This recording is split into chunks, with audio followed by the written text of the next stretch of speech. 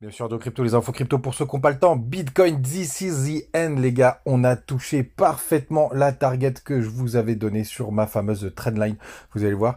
Donc, c'est le moment où, normalement, on pourrait avoir cette fameuse correction. Bien évidemment, c'est désormais le moment aussi de regarder tous les indicateurs pour voir, essayer d'anticiper les prochains mouvements du BTC, notamment du côté de l'order flow, les gars. C'est parti avec un BTC qui prend 1,2% ce matin. On est au 26 200 $. On a Ethereum qui est un chouille plus fort, qui a 1614 $ plus 2%. Le reste de la map est assez stable. On a quand même Missile Sol qui prend 5%. Vous savez que je suis dessus depuis un petit moment. En trade, on a Tonk qui pousse 3,4%, LTC 3,8%. On n'a pas non plus de performance extraordinaire. Il faut descendre jusqu'à la 31e position avec HBAR qui pousse un joli 8,2%. Les gars, c'est chirurgical. Regardez-moi ça. C'est parfait. C'est ce que je vous disais, qu'on aurait potentiellement un rejet à ce niveau-là. Regardez, c'est une double résistance qui s'est formée puisqu'on a la Tenkan, la Kinjun, pardon, qui est venue faire office de résistance. Regardez, c'est assez intéressant en plus de voir qu'on a fait vraiment ce fameux double top et vous aviez la trendline. Alors, c'est pas touché au millimètre près, mais bon, franchement, on peut l'ajuster sur certaines lignes, notamment pour aller chercher cette petite mèche qu'il y a juste ici. Donc ça y est, on est sur une zone de rejet. Les gars, c'est vraiment très important ce qui est en train de se passer. Donc évidemment qu'on a la possibilité d'aller complètement traverser cette résistance et pourquoi pas même suivre la trendline justement pour faire des W de l'autre côté. Mais il est vrai que ça y est, on est sur une grosse zone de profit. Normalement, si vous êtes en trade, on est sur une grosse zone. On pourrait avoir notre correction. Vous le savez, c'était vraiment la target que je vous avais donnée avant d'avoir la correction potentielle vers les 23 428 $, qui sont vraiment ma target principale. Du côté des autres indicateurs, on va les regarder tout de suite, notamment du côté de l'order flow, tout simplement parce que ça nous donne la tendance ou pour la suite qu'on pourrait avoir. En tout cas, pour l'instant, c'est assez mitigé sur le spot, ça s'est complètement stabilisé.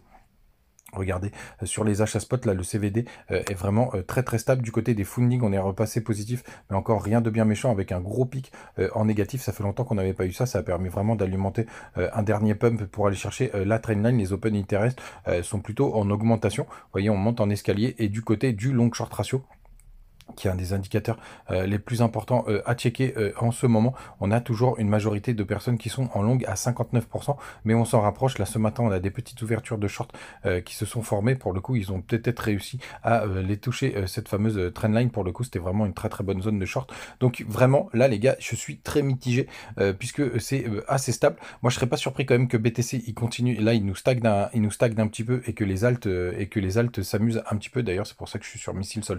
Et surtout, regardez, du côté de la Bitcoin dominance, on a breaké, ça y est, cette trendline. On est en train de potentiellement de faire un pullback dessus. Et pourquoi c'est important, les gars? Parce que ça veut dire que le BTC devrait désormais surperformer le marché, avec pour moi la target 4 principale des 53% de dominance. Donc la dominance, c'est la puissance du BTC par rapport au marché. Regardez aussi, deuxième target, je viens de lancer, on peut faire du Ishimoku sur la Bitcoin dominance. On vient de rentrer dans le nuage, donc potentiellement, on est happé vers le haut du nuage. Et pourquoi c'est important, les gars?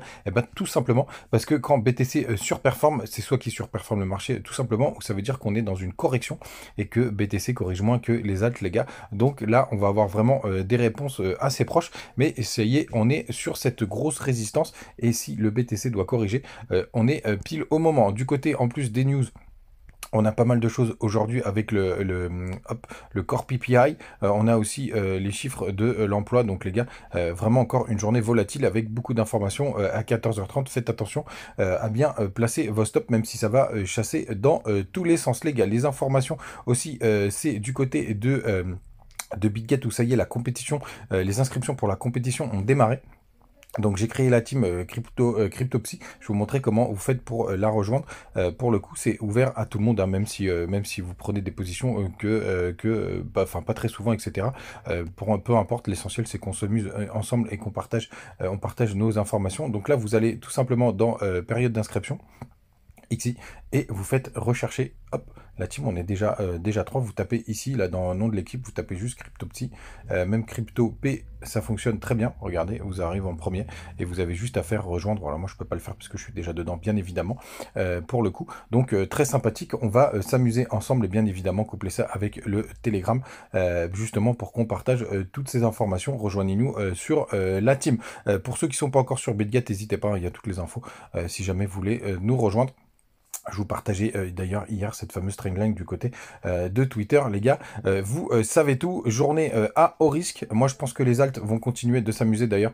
Vous le savez, je suis positionné sur Missile Sol qui pour l'instant fait des belles performances. Alors je me suis réveillé dans la nuit là, vers 3 heures du matin. J'ai vu qu'il nous avait fait un joli petit pic.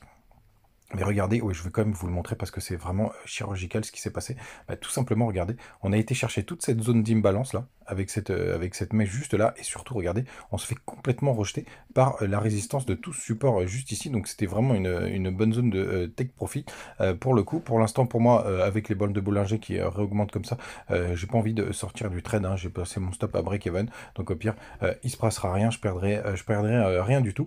Je m'amuse à continuer à essayer de choper la puissance parce que regardez en daily, tous les stops, il peut y avoir des stops au-dessus des 20, des 20,79, il peut y avoir des stops au-dessus des 22, qui est une des principales targets, il peut y avoir aussi des stops au-dessus des 25,75. Pour le coup, la target la plus évidente, parce qu'il y a pas mal de résistance ensuite derrière, c'est vers les juste un peu au-dessus des 22 pour aller chercher les stops juste là.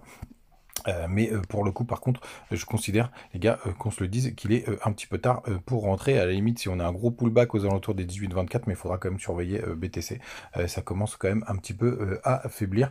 Missile Sol est très volatile. Les gars, vous savez tout. N'hésitez pas à nous rejoindre sur la compète de BitGet. Et puis nous rejoindre sur tous les réseaux sociaux. On s'amuse et on avance ensemble. Et surtout, les gars, soyez vigilants. On est sur une grosse zone de résistance. Ciao.